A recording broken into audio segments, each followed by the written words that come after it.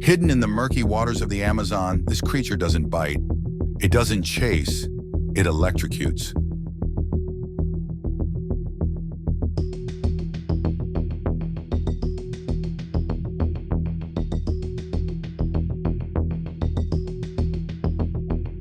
The electric eel is a living battery, capable of delivering a shock of up to 860 volts, enough to stun a horse and a person.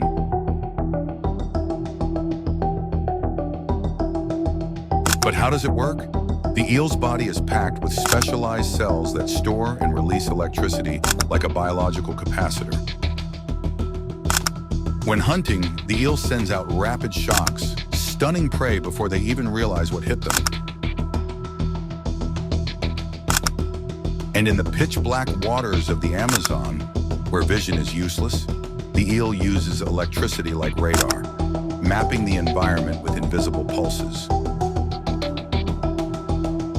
Even animals 10 times its size have been known to drown from muscle paralysis after an eel's deadly embrace.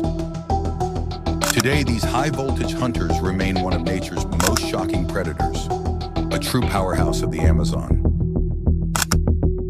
A fish that doesn't just hunt, it electrifies.